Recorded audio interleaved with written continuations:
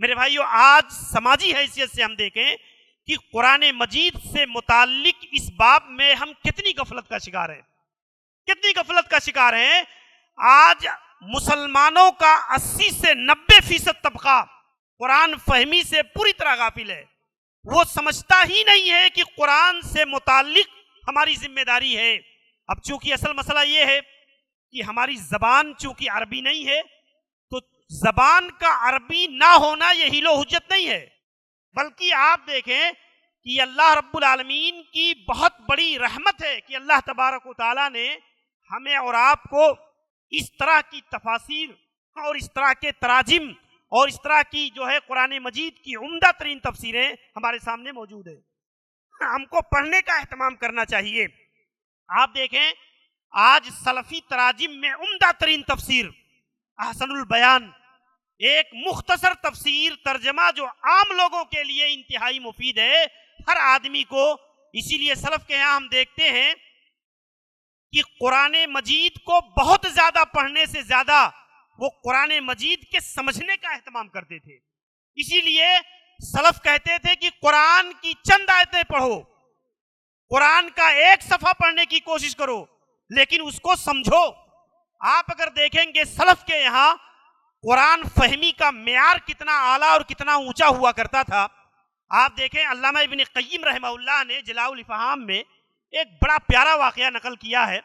آپ اندازہ کیجئے کہ آج ہمارا علمی مستویٰ کہاں ہے قرآن سے متعلق، قرآن فہمی کا کتنا ذوق، کتنا شعور ہمارے اندر ہے، اور عرب سماج اور معاشرہ کس لیول پر ہوا کرتا تھا۔ آپ دیکھیں اللہ کے نبی علیہ الصلوۃ والسلام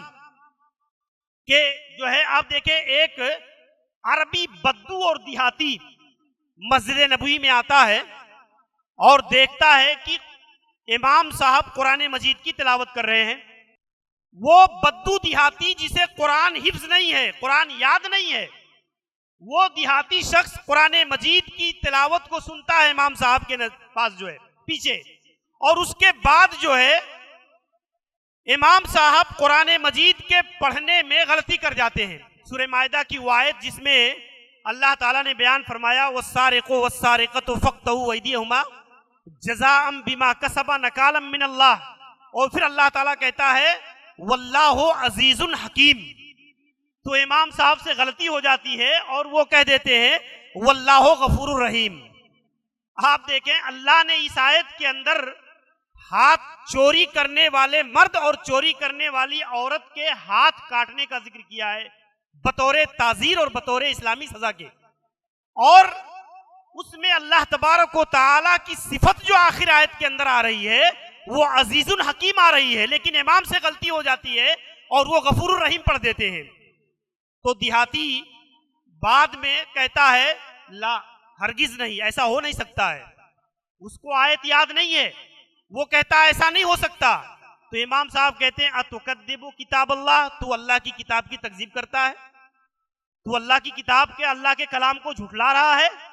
یعنی انہیں اصرار ہے کہ میں نے صحیح پڑھا ہے، لیکن پھر وہ دیہاتی جب ماننے کو تیار نہیں ہوتا کسی صورت میں، تو وہ امام صاحب پھر جب زور ڈالتے ہیں ذہن پر، دوبارہ ریپیٹ کرتے ہیں، تو وہ کہتے ہیں ہاں یہاں پر عزیز الحکیم ہے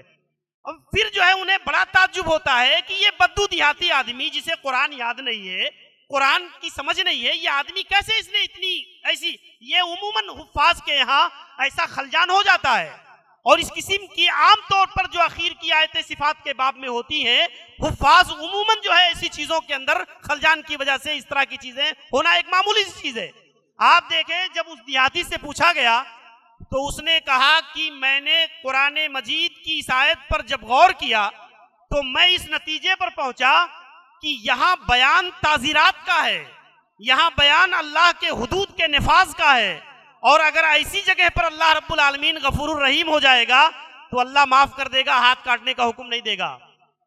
اللہ تبارک و تعالی